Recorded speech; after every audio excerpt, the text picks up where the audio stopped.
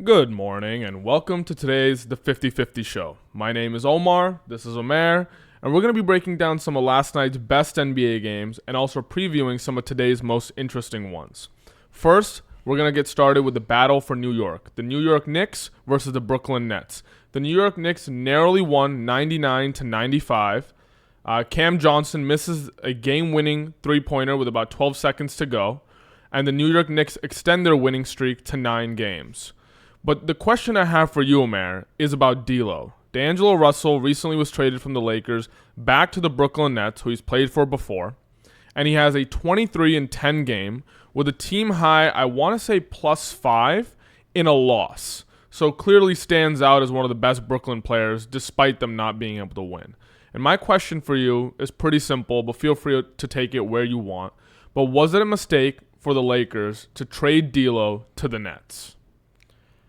That's a good question, and that's been on my mind watching the game last night, and specifically watching the Lakers in AR-15. Because if you look, the Lakers played the Wizards last night. AR did not have a good game. It was poor shooting, very few points, few playmaking. It wasn't great. On the other hand, D'Lo here today, last night, 23 points, 10 assists. I want to say 2 to 3 turnovers. A very efficient, very clean playmaking game. So for me, yes, I think the Lakers did make a mistake. I agree that they need to trade one of them because you cannot have two defensive liability guards in a roster with a 40-year-old LeBron James on it. But I think they should have kept D'Lo and not AR. This is why. D'Lo, if you do want to look at the stats of last night where D'Lo clearly outplayed AR, let's look at the player evaluation. D'Lo is clearly a better passer. He's a guy who can get you around 7 to 8 assists night in and night out. AR-15 is not at that level of playmaking. He's more of a scorer.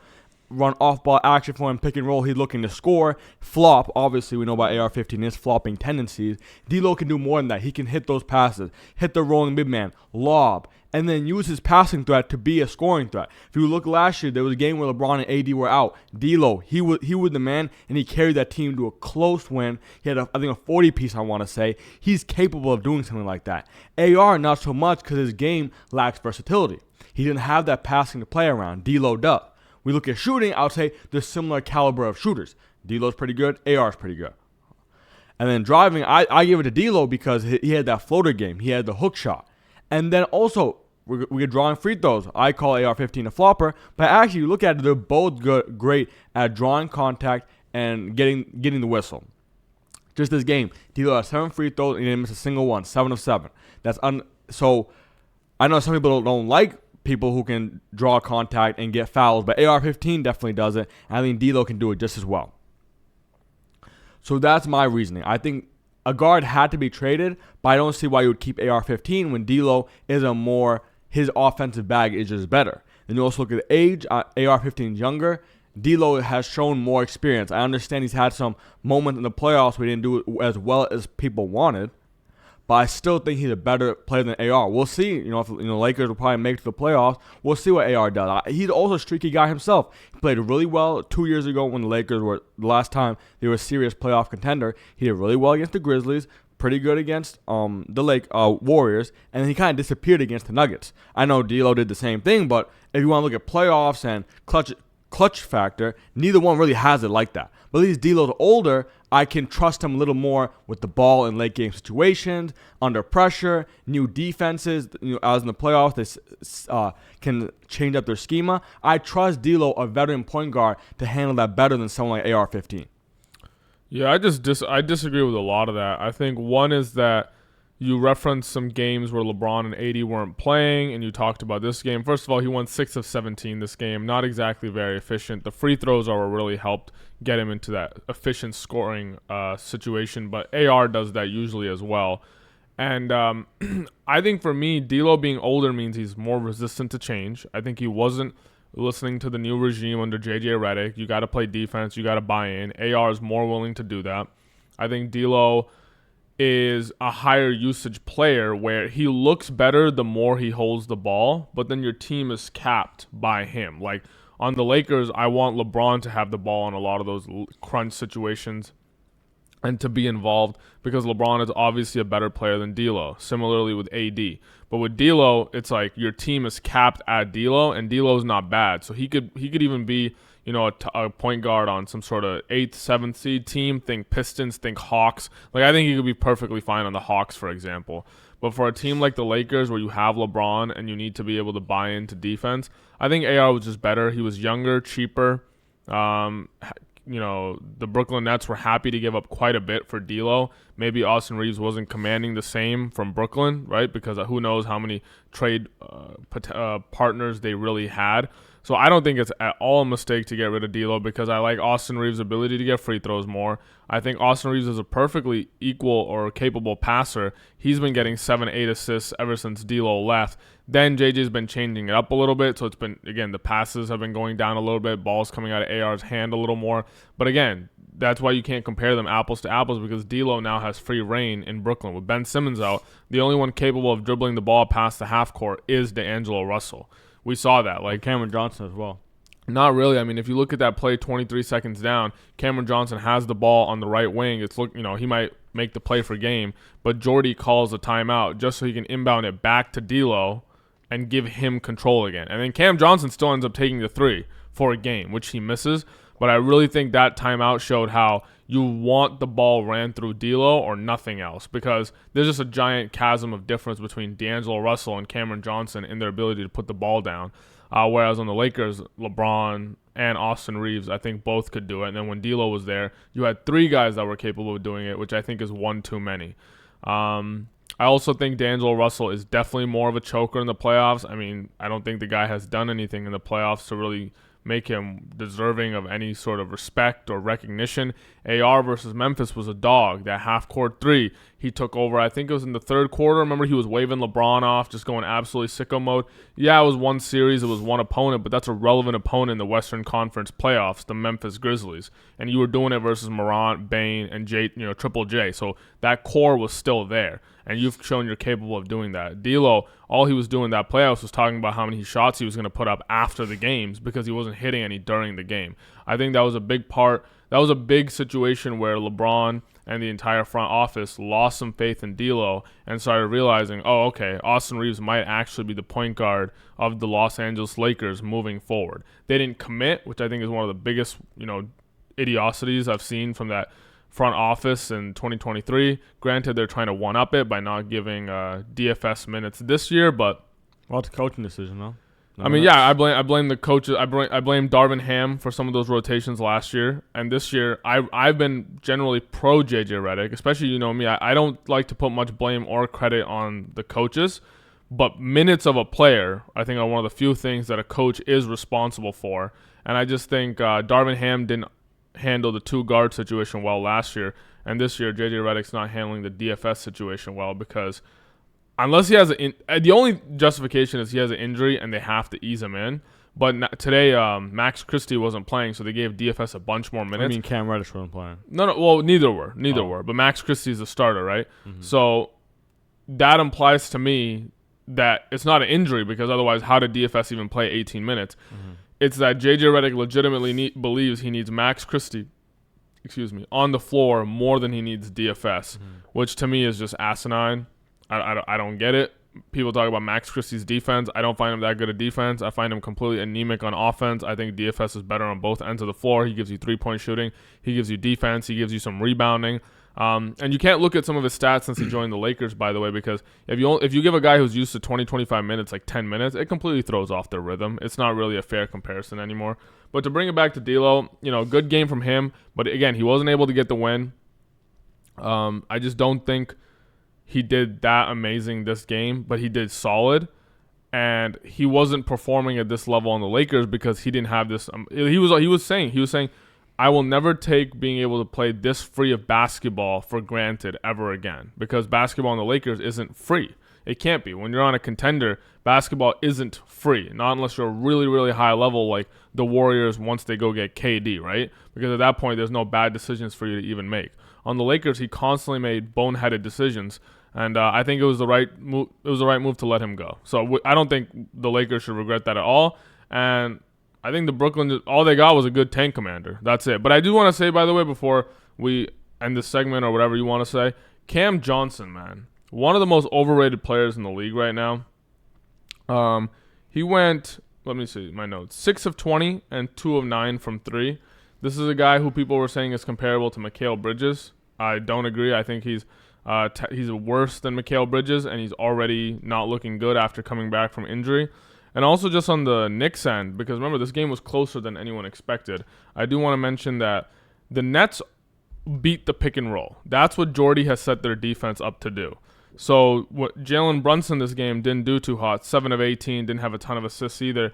It's because they cut off the roll man. They play hard on the actual ball handler. So what you're supposed to do on the Knicks side is just kick it out to the corner, kick it out to the wing. And that's exactly what Brunson did. But Mikal went 3 of 12. OG Anunoby went 8 of 18. The guys who were supposed to hit the threes just weren't hitting the threes. So don't worry too much on the Knicks end, because I just think the Nets match up well where they shut down your best player. They shut down the pick and roll a bit with Cat, who's your second best player, and they make your third and fourth best players beat you, which is OG and Mikal. And they were just struggling today, and that's why that game was close. So I just wanted to, beyond just D'Lo, I wanted to explain what happened to the Knicks fans.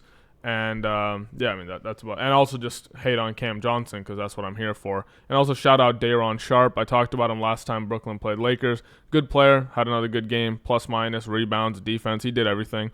Just low minutes. That's all there is to it. So we got a lot to unpack there. The first thing I want to talk about with the D'Lo thing is I think you're totally wrong on your evaluation of AR-15. You bring up that playoff series 2 years ago. They played well. Let me tell you this. AR-15 was an absolute nobody, but he had an absolute explosion that season. Comes onto the scene, carries the Lakers to the playoffs. I respect all of that. Mm-hmm. Okay? Then we have to remember, he was a nobody. Defensive scouting reports were not worried about AR-15. Coming to the playoffs, the Grizzlies, remember they said they prayed in my city. They're doing the dances. They were not focused on AR. Their defensive schema was not ready to stop him, and he absolutely took advantage, which I respect. But then, by the time we get to the Nuggets, AR-15 is a much more known product. He disappears. The Nuggets defense was ready for him that's when he had to show up the most, but he couldn't get it done. Then we look at next year, coming to the regular season, he didn't take the leap that his playoff performance suggested. Want to know why? Because he's a known quantity now. Nope. Defensive scouting reports are ready for him. He doesn't struggle per se, but he just played at the level you kind of expected him to. Then we look at this season. I will give you his systems have gone up as he's getting more ball handling duties, but he's still not taking that next leap because ultimately he's not that good. He's not that versatile. When the defense is keyed onto him, he is not that difficult to stop. On the D'Lo side, he's a vet point guard. He keeps getting almost, I want to say, 18 to 20 points and average around 8 assists every season in, season out. 3-4 different teams, he still does it. Okay, you cannot underrate that sort of consistency. You talk about one playoff series 2 years ago. I talk about 6-7 years of production, of output, of stubbornness, of staleness, but stagnant. Is 18, 20 points and 8 assists. Is that bad? I mean, he's more like 16 and 7. Okay, but he's still, more like 16 and 7. But still, yeah, it's bad because the amount of time he holds the ball in his hands. That's way less time for LeBron. Way less time for AD. Your shooters aren't getting the shots.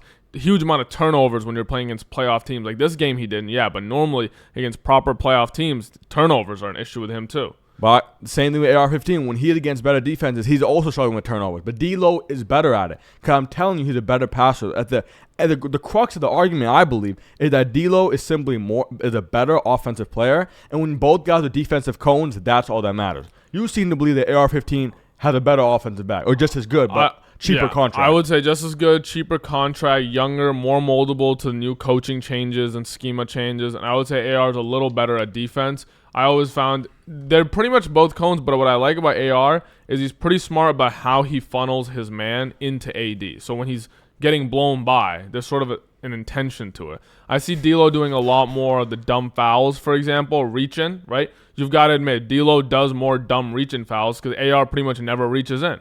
So that alone makes that's like the difference right there before anything else. Like the contract matters. Lakers are already so money strapped, and that's why I've been telling you my theory. I think the Lakers didn't even understand Dorian Finney-Smith was good.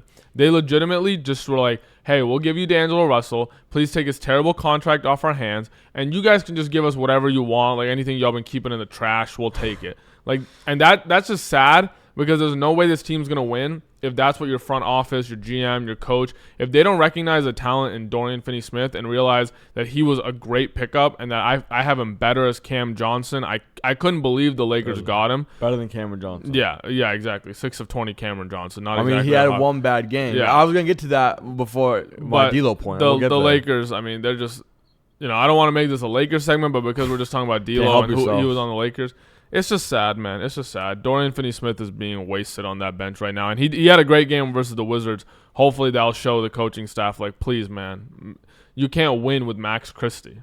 It's not possible. So, if I can get back to my point, we had a bit of a Lakers soap opera going on there. I'm sorry. I apologize to the audience on my Lakers stan co-host on his behalf. Anyway, so getting back to the point. So that's what the fundamental disagreement comes down to. I believe that D'Angelo Russell is a better passer, slightly better shooter. His driving game is better. I think he's better in the pick and roll. These 4 things are my main reasons why I believe D'Lo is more versatile. Austin Reeves is so much better at finishing. I think D'Lo is better at finishing. Nah. If you see he that floater looks game, prettier because of the floater, but AR has that game where it's like, we know why. Well, what do you want to say? He's got that Tyrese Halliburton game. No one respects his shooting as much as they should. No one respects his. I remember we were watching a Tyrese Halliburton game, and he hit like this tough midi shot, and I was like, he works on that. That's him. And you were like, no, he don't. That's Tyrese Halliburton. Yeah. He's one of the best midi shooters in the league right now. But your attitude towards him, and you watch a lot of basketball, but you had a bias towards Tyrese Halliburton that there's no way he's a midi shooter because he shoots sort of like he's still got like a hitch or he's got like a wedgie. I don't know what you want to call it, but he shoots a little weird. So some of that affects Austin Reeves. I mean, whereas D'Lo is very, very smooth. He looks better than he actually is. When he does that little slither dribble and he puts that floater up or he throws it for the lob, you start thinking like, wow, this guy is really elite. Then you go check the stats and it's like, wow, he's really not elite, man. So I, to some extent, I understand what you're talking about. First of all, I need to defend myself on the Halliburton point. Halliburton might have good splits on his mid-ranger, but he doesn't shoot a lot of them. And shooting difficult middies is not a part of his game. I watch Pacers basketball. You watch them practices. Step back middies are not this guy's primary game. He learned it from Spicy P. You could say whatever you want with the stats. Oh, wow, he's 50% on the short midi. I don't care. He didn't shoot a lot of those. I'm not going to see him as a midi shooter, especially on a step back contested midi. I think is what we were watching when I made that point. So I'm going to leave it there. So yeah, I understand what you're saying with D'Lo. When you just do the eye test on him, he can kind of trick you. He's kind of, I can't even think of the word right now, but he's the Patrick Beverly of offense. He tricking y'all. He ain't really doing nothing. Shout out Russell Westbrook. I don't know whoever watches Pat Bev is like, that's a beautiful basketball. But okay. So I understand that, but I'm not using how aesthetic he looks when he's playing as part of my evaluation. I truly just believe that he's better. Because, for example, that slither dribble, that's what makes him so deadly in the pick and roll. Or when he throws the ball up, well, his motion from throwing the floater and the lob looks almost identical. So when he's playing great defenders, even they're getting confused. Like, oh, do I need to contest a lob to AD right behind me? Or is this a floater that's going to arc right over my head? So ultimately, I'm giving you examples why I think D'Lo is better offensively. But at the end of the day, we can say it's close. I just think D'Lo is better. So then to address the other points you brought up, Cameron Johnson, you're so quick to hate on him because he had one bad game. Like you said yourself, he's coming back from injury. And you also have to remember, he's playing with a new guy, D'Angelo Russell. Before D'Lo came, the Nets were obviously a dumpster fire. They didn't have a real point guard to play through. Dennis Schroeder. Well, I mean, it's been a sizable gap, I'd say 15 games. Cam Johnson missed most of that time. Schroeder was traded. Yep. And then D'Lo just came. No, exactly. But Cam Johnson didn't really play in that time. He did. Not really. I think he played some games. He did play some games. Sure. So there's an adjustment period. Obviously, having a new point guard, you went from having a solid point guard and shooter to no point guard to now you have a new point guard, like who you said yourself is pretty ball dominant. So there's an adjustment period. Mm-hmm. So I'm not really too worried about that. And he was 6 of 20, but obviously on a bad team, he had to keep shooting. It is the way it is. I still like his defense because when you look at Cameron Johnson, a lot of contenders are looking at him. Well, if you look at the contenders, they all have stars. I don't need a ball hungry, step back shooting star, LaMelo Ball type. I need someone who can shoot threes, play defense, passing will be nice. These are the things you're looking for. Dude, he can't pass and he can't dribble. It's just going to be a Bradley Beal situation. He can't pass. I'll give you that, but he can score. I think he's a better scorer than Bradley Beal is right now. Just because he's young, his driving game is way better than Beal, who's kind of old and a little washed up with all those injuries. Remember, Bradley Beal has injuries. When you talk about Bradley Beal, remember, his back was busted for a year. You can't forget that. Been there, done that. Of course, you're back. Yeah, I'm sure. So then you have Cameron Johnson, who I think is a solid offensive threat, and his defense is solid. So I will say teams need to be careful about what they give out for him. I think he's worse than Mikal Bridges. I've been on that. I've been a fan of Mikal. They're saying minimum 2 first-round picks. You buying that? You interested in that? And I want to relate this to the Kings. You're a known fan of the Kings. You're a glazer of the Kings. I don't glaze. A lot of rumors. I appreciate. A lot of rumors around them right now that they're going to do a win now trade pretty soon. And the 2 main options they're eyeing are John Collins, a center from the Utah Jazz, or Cameron Johnson, wing from the Brooklyn Nets. And Brooklyn Nets have said, or been rumored to say, they want at least 2 firsts for Cam Johnson. So with that in mind, as the Kings, you've seen this game, but of course you're telling me, don't look at 1 game sample size. With your evaluation of Cam Johnson, how are you feeling? You going for Cam? You going for John Collins? First of all, I'm not going for John Collins. Kings, Sacramento, please do not go for John Collins. It's not going to solve your problems. Cameron Johnson. So this is the interesting thing about him and what they're demanding for him. I hate to disagree with you, but you brought up a good point with the DFS Cameron Johnson evaluation. I think Cameron Johnson as a player is better, no doubt about it. But when you look at what a team needs, what I talked about, where they have the stars, the 3 and the D, DFS, I think, arguably might be better at providing those things. So when you're a team, when you look at Cameron Johnson, you want a team that would appreciate more shooting, more defense, but they need that X factor. They need another player who can raise the bar and raise their play and give them more variability. So a team that's not so good. So the Kings they're a decent example because on paper, they look like they need some X factor to win games. Don't they already have a lot of X factor? Exactly. You have DeMar DeRozan and Malik Monk. You have Yeah. 2 X factors. So the point I was getting to was if you want Cameron Johnson, you would have to trade away DeMar DeRozan. I'm not even kidding.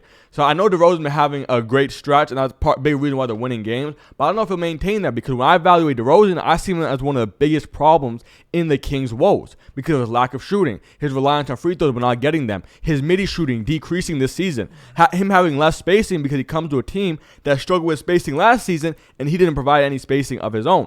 As I said, the Kevin Huerter injuries have really hurt the Kings' 3-point shooting. So when I look at it, I don't think Cameron Johnson solves any of their problems. I understand the mentality want to win now. You have De'Aaron Fox, Sabonis, the box score beast himself. But I don't think Cameron Johnson gets it done, and I sure as hell don't think John Collins gets it done. I honestly don't know what development and improvement he's made to his game. So what team noticeably bumps up if they get Cameron Johnson? Everyone want to keep talking about how contenders are eyeing this guy. Mm-hmm. What team? Name a single team where it's like, oh, they're like 4th in the West, 5th in the West, 4th in the East, and they bump up a significant number of spots where it's like, listen, you're not going to become the best team just by getting this guy, but now you're within striking distance. Can you? Because I don't have him rated highly enough to be a starter on a contender. Like really? If he when I look at the Cavs, I think of Max Strus, for example. Max Strus is a little worse. Yeah, he's definitely not a starter. But he's starting right now because Evan Mobley's out, right? Wait, really? But he's normally a bench player. Mm-hmm. And I think of like Dean Wade. I have him. He's not. He doesn't exactly. I think Cameron Johnson is better than both those players. Cameron Johnson is better than Dean Wade. I think so. Yes. Okay. I mean, yeah. So I might not have a team in mind right now. But Denver. What do you think about Denver? I think Denver's probably the best. Denver came to mind because I think they would really appreciate someone who can, score, put the ball on the floor in a scoring manner, especially when Jamal Murray's struggling. It doesn't seem likely we're going to see another 30 points per game full playoff run from him again. But, a fan can hope. I can hope. So they'd really benefit from that. So I was thinking the Nuggets. The reason I didn't mention them, I don't think they have a lot of trade assets. Yeah. I don't know what the cap space situation is like, but I don't think it's great. Yeah. They signed Westbrook to a minimum. They took a chance on him. So I think the team like the Nuggets would like Cameron Johnson, but I don't think they can get him. So you have to look at what teams are able to get him, and if they would benefit, I don't know. But at the end of the day, I still think Johnson is a solid player for the reasons I listed. So I don't have a trade target for him, but I still think he's a solid player. And I want to talk about the Knicks, I haven't gotten a chance to. I was talking about Big Bodega, man. He's the best second option in the NBA right now. If you disagree, let me know in the comments. I'm sure he does too. I don't care. Hop off. Nah, bro. Never. Kyrie. Never. Kyrie. You talking about me hopping off, bro? You talking about Kyrie Irving because you like his handle so much? I like Big Bodega. Bodega. 25 points, 11 and 19 from the field, 16 boards, 5 of which were offense, 6 assists, 3 steals, 2 blocks, getting it done on both ends. Your boy Kyrie never doing that. Never getting that many boards. He might score that many points, but he gonna miss a lot of shots. Nah. Can't play defense like that. That's cap. Cat, one of the best shooting big men in the league. He was 0-3 last night, but he's still one of the best shooting big men. Kyrie can do I don't it care. all. Kyrie can do it all. You're gonna see in the playoffs. My boy gonna show up. Big purr. My boy had the biggest shot of the 2010s, and the only competition is Ray Allen's 3. Okay, he had a top 2 shot in the finals of the 2010s. He peaked early, bro. Only person to ever have won down 3-1. Him and LeBron. And then he goes and he saves Dallas's sorry ass franchise. Yeah. Respectfully. Dallas, he saved Dallas, not the other way around. He saved, bro. Luka was going to leave Dallas because they were trash. Then they get Derek Lively and Kyrie Irving, 2 highly underrated players. And now look at Dallas. They're finally doing something. They're relevant. I mean, their front court, you have to give a lot of credit to them. Because that defense. Lively. Yeah, Lively. You give it to Lively. I don't care. Yeah. But that defense they've constructed, Kyrie ain't contributing to that. Kyrie is incredibly important because without Kyrie, Luka puts up 40 shots a game, looking like, man, I don't even want to say nothing, but he just be putting up a lot of shots and not doing a lot. That's it. And like he was struggling with. He was doing a lot. He was 10 struggling assists per game, not a lot. He was struggling. Remember when Kyrie joined, Luka went from being a cone to actually decent at defense because he didn't have to just have the ball in his hand the entire game. Who else was handling the rock on that team? Even now, you letting Klay Thompson hold the ball? No. Yeah, PJ Washington got a nice floater, but you got to bring it in with one of the guards. Right now, Luka been out. And yeah, that's about it.